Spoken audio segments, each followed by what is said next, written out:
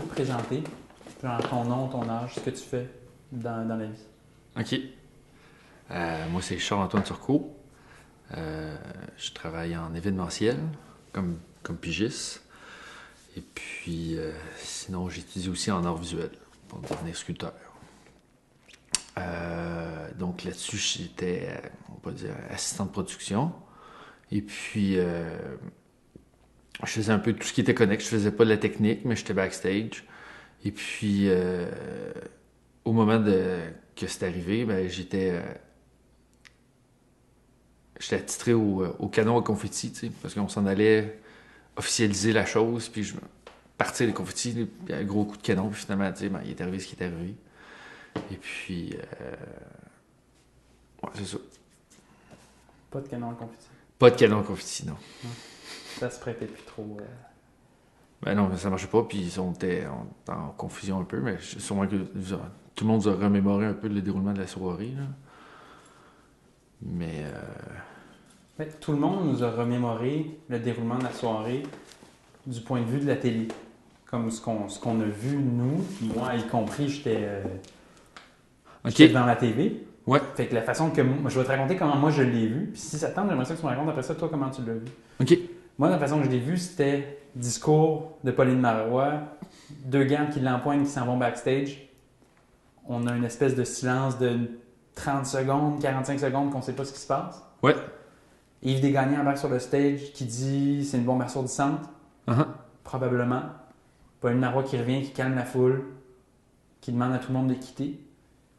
Puis après ça, finalement, elle revient sur le stage puis elle finit son discours. C'est comme ça qu'on l'a vu en parallèle avec Des images des images de Radio-Canada de la ruelle en arrière comme qui flambaient, puis tout. Là.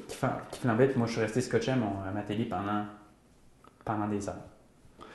Puis on est dans de la confusion. Nous, on voit pas les images, ce qui se passe à l'extérieur, pas tout. On sait absolument rien. Seulement ce qu'il dit au micro. Et puis, un moment donné, ben, il évacue la salle. Et puis, fait que là, nous autres, on reste là. On continue on commence à ramasser les affaires pour le lendemain, mais on sait pas trop. Un moment donné, les pompiers commencent à débarquer sur le stage. Là, on fait OK, ben, il y a le feu. On comprend pas trop. Puis là, un moment donné, il crée un cordon où est-ce qu'on peut plus aller. Backstage. Il y a un grand côté backstage qu'on peut plus aller. T'sais. Fait que là, bon, on continue à démonter. Puis là, un moment donné, les policiers, tout d'un coup, ils font comme. On évacue. Et puis, pas moyen de ramasser son sac, quoi que ce soit. T'sais, le policier, il nous pousse. C'est là qu'on sort. On est sorti. Puis on est sorti dans la rue. Puis là. Mais sans trop savoir, déjà là, il y avait des rumeurs de, tu sais, comme un mort, pas de mort. Tout le monde parlait, mais personne ne savait. On avait de précision c'était quoi. Je me souviens plus trop tout ce qui se disait, là, mais c'était très, très, très confus. Là. Et puis, par la suite, c'est ça, j'ai compris que vraiment, on en savait moins que les gens à la TV. T'sais. Ben, ouais, c'est ça. Un choc post-traumatique, dans le fond, un peu comme ce que m'expliquait, c'est que tu te crées un scénario, puis tu finis par croire que c'est la réalité.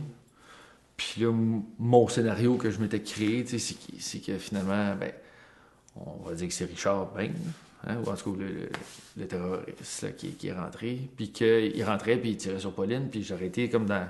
Logiquement, j'aurais été dans la ligne de mire. Si ce serait rendu jusqu'à son but de rentrer en dedans, ce qui n'est pas arrivé.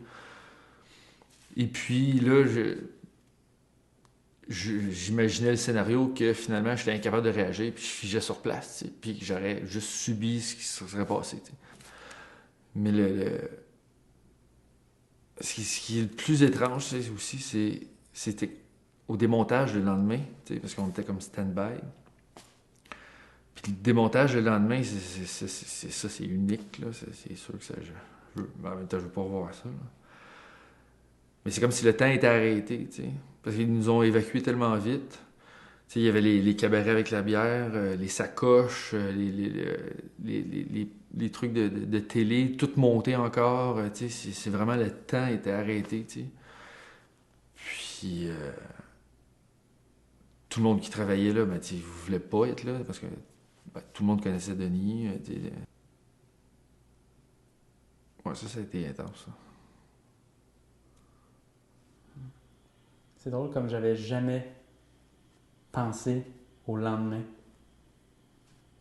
Ah ouais? Mais tu sais, comme je me suis jamais dit, c'est qui est rentré le lendemain matin pour démonter la salle, puis comment le monde devait se sentir, mais Chris, C'est étrange, là. c'est Déjà, vraiment... toute la matinée, on est là, puis on attend que la police puisse nous dire, ben, vous pouvez aller chercher votre stock, puis tout. Puis, mais tu sais, ça s'est démonté vite, vite, vite, vite, vite. Là. Tu sais, c'était le 5e événement du genre qu'on montait, puis celui-là, il s'est démonté le plus vite. Puis, mais personne parlait, tu sais, habituellement, ça arrive, tu sais, hein, on fait nos affaires, puis, mais là, c'était lourd, là. C'était très étrange. Ben, c'est comprenable aussi. Là, puis, c'est quoi je voulais dire?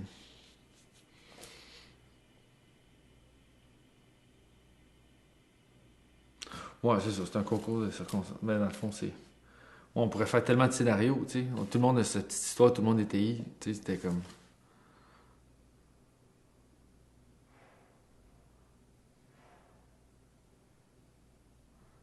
Il doit y avoir de quoi d'historique là-dedans, dans le fond.